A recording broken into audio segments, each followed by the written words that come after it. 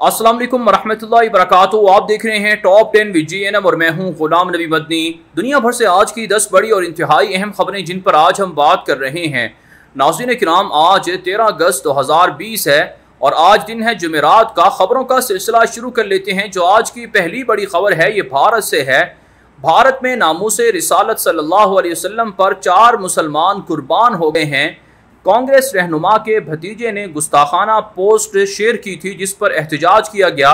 Police ने भी कांग्रेस रहनुमा के भतीजे की फेवर की, जिसके बाद हालात कशीदा हुए। पुलिस और मुजाहिरीन में झड़पें भी हुई जिसमें कम अज़ कम 110 से ज़ायद मुसलमानों को गिरफ्तार भी किया गया और 3 दर्जन से ज़ायद मुसलमान ज़ख्मी भी हुए हैं। पुलिस की बराह रास्त फायरिंग के नतीजे में भारत में बसने वाले 4 मुसलमान शहीद हो गए। मुसलमानों का मुतालबा था कि कांग्रेस रहनुमा के भतीजे को फौरी सज़ा दी जाए जिसने रसूल अकरम सल्लल्लाहु अलैहि वसल्लम की शान में गुस्ताखी की है।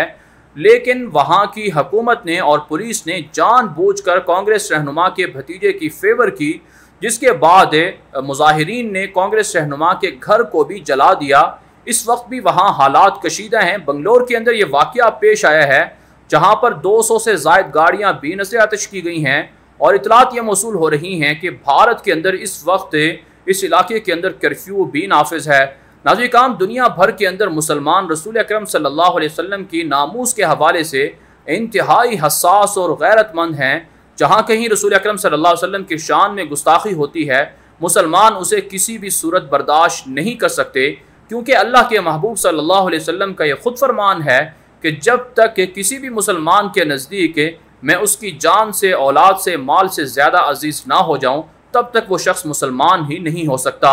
इसलिए पाकिस्तान या दुनिया भर में जहाँ कहीं जानबूझकर मुसलमानों को इश्तियाल दिलाया जाता है, वो दरअसल सबसे बड़े दहशतगर्द हैं और उनका अंजाम जिस तरह से अहादीस के अंदर, कुरान पाक के अंदर, इस्लामी तालीमात के अंदर मौजूद है कि गुस्ताख रसूल की सज़ा सर तन से जुदा, इस पर मुसलमान किसी भी सूरत कंप्रोमाइज़ नहीं कर सकते हैं।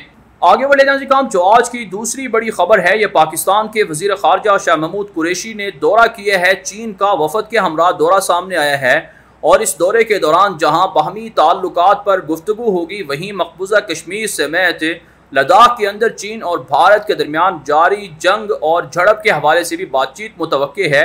कहा जाता है कि भारत चीन के साथ जो लड़ाई कर रहा है या चाइना और भारत के दरमियान लद्दाख में जो तनाज़ा है, इसका जो बड़ा पस मंज़र है वो मकबूजा कश्मीर भी है। मकबूजा कश्मीर की आज़ादी के लिए पाकिस्तान और चाइना मिलकर काम कर रहे हैं और इतलात ये मौसूल हो रही हैं कि मकबूजा कश्मीर की आज़ादी के लिए अब फैसला कुन मार्का शुरू भी होगा और पाकिस्तान अमलन कश्मीर में फ़ौजें भी दाखिल करेगा। जबकि नाज़रीन काम, इतलात सामने आ रही हैं कि मकबूजा कश्मीर के अंदर कल 14 अगस्त मनाई जा रही है, यौम आज़ादी मनाई जा रही है। पूरे कश्मीर के अंदर शट डाउन हड़ताल होगी और हुर्रियत क़यादत ने और वहाँ जगह जगह पर पाकिस्तानी पोस्टर्स, झंडे और झंडियाँ तक लगा दी गई हैं, जो एक तरह से कश्मीरियों का पाकिस्तान से इजहार मोहब्बत की एक बड़ी अलामत है। इसके अलावा अमरीकी सदारती उम्मीदवार जो बाइडन ने भी मकबूजा कश्मीर की हिमायत में एक मरतबा फिर गुफ्तगू की है और कहा है कि अगर वो सदर मुंतखब हो गए तो कश्मीर की आज़ादी के लिए काम करेंगे। जबकि नाज़रीन काम, आज मकबूजा कश्मीर के अंदर भारतीय फ़ौज पर हमला भी सामने आया है, इसमें 2 भारतीय फौजी मारे गए हैं। आगे बढ़े नाज़रीन काम, जो आज की तीसरी बड़ी खबर है ये चीन और भारत के दरमियान जंग और तनाज़े के हवाले से है। नाज़रीन काम, इतलात मौसूल हो रही हैं कि भारत माशी पाबंदियाँ चाइना पर लगा तो रहा है, लेकिन दोनों अतराफ से लद्दाख में फ़ौजें बढ़ाने का सिलसिला भी जारी है। मौसम सरमा करीब है और जिसकी वजह से भारतीय फ़ौज को मुश्किलात का सामना करना पड़ सकता है। नरेंद्र मोदी ने वज़ारत दिफ़ा को हुक्म दिया है कि वो असलहे की ख़रीदारी जारी रखें, क्योंकि किसी भी वक्त चाइना के ख़िलाफ़ ये असलहा इस्तेमाल करने की ज़रूरत पेश आ सकती है। जबकि नाज़रीन काम, इतलात मौसूल हो रही हैं कि सिलिगुड़ी कॉरिडोर, जहाँ पर भारत की 7 रियासतों पर चाइना कब्ज़ा करना चाहता है, उन रियासतों में भी एमरजेंसी नाफिज है और भारत की जानिब से फ़ौजें वहाँ पर पहुँचाई जा रही हैं। आगे बढ़ लेते हैं काम, जो आज की चौथी बड़ी खबर है ये पाकिस्तान से है। पाकिस्तान की फ़िज़ाइया में JF-17 थंडर तैयारों की नई टेक्नोलॉजी के हामिल जहाज़ों को शामिल कर लिया गया है। इस हवाले से पाकिस्तान के फ़िज़ाइया के सरबराह ने कहा है कि पाक फ़िज़ाइया हर वक्त अलर्ट है और भारत के किसी भी मुमकिन हमले का भरपूर जवाब दिया जाएगा और जंगी मशक़ें भी पाकिस्तान की जानिब से सरहदों पर जारी हैं। जबकि पाकिस्तान के DGISPR ने कहा है कि अगर भारत 500 राफेल तैयारे भी खरीद ले तब भी पाकिस्तान भारत के मुकाबले के लिए तैयार है। इसका मतलब ये है कि भारत के अरबों डॉलर के खरीदे हुए राफेल तैयारे पाकिस्तान के JF-17 थंडर तैयारों का मुकाबला नहीं कर सकते हैं और ऐन मुमकिन है कि आने वाले चंद महीनों के दौरान इसका तजर्बा भी दुनिया और मुशाहिदा भी कर ले। आगे बढ़ लेते हैं जी काम, जो आज की पांचवी बड़ी खबर है ये पाकिस्तान और सऊदी अरब के ताल्लुकात के हवाले से है। नाज़रीन काम, इतलात गर्दिश कर रही हैं कि पाकिस्तान और सऊदी अरब के दरमियान सफारती तनाव आ गया है। इसे ख़त्म करवाने के लिए पाकिस्तान के आर्मी चीफ जनरल कमर जवेद बाजवा 16 अगस्त को रियाज का दौरा कर रहे हैं। कश्मीर के मामले पर बातचीत होगी, साथ साथ पाकिस्तान सऊदी अरब के जो माशी ताल्लुकात हैं उन पर भी गुफ्तगू होगी। सऊदी अरब ने पाकिस्तान को 3 अरब डॉलर का कर्जा दिया था, जिसमें से पाकिस्तान ने 1 अरब डॉलर कर्जा वापस कर दिया है। ताहम कहा जाता है कश्मीर के मामले पर OIC के सुस्त रवैये से पाकिस्तान परेशान है और पाकिस्तान ने सऊदी अरब को डिप्लोमेटिक चैनल्स के थ्रू बार बार तंबीह की है कि वो कश्मीर के मामले पर पाकिस्तान का साथ दे, OIC के साथ OIC को मुतहर्रिक करे और कश्मीर के मामले पर वज़राए ख़ारजा का, आलम इस्लाम के वज़राए ख़ारजा का इजलास बुलाया जाए।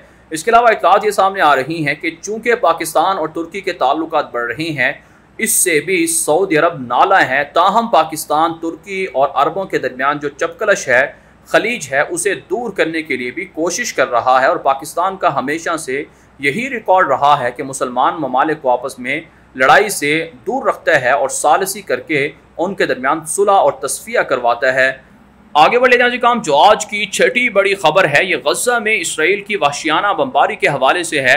अजी काम, इत्तला सामने आ रही हैं कि इसराइल की गासिब फ़िज़ाइया ने रात गए गज़ा के अंदर वहशियाना बमबारी की है, जिसके नतीजे में निहत्ते शहरियों को टारगेट किया गया है। इसके अलावा लुबनान में भी हालात कशीदा हैं। 15 अरब डॉलर से ज़ायद का खसारा हो चुका है और हुकूमत भी मुस्ताफ़ी हो चुकी है। नई हुकूमत के लिए भी मुश्किलात का सामना है। ताहम तुर्की लुबनान की आवाम के लिए काफ़ी मदद कर रहा है। इसके अलावा इत्तलात सामने आ रही हैं कि फ़्रांस ने ईरान को धमकी दी है कि वह लबनान के अंदर अपने किरदार को ख़त्म कर दे और हिजबुल्लाह को खामखा सपोर्ट करने से बाज रहे।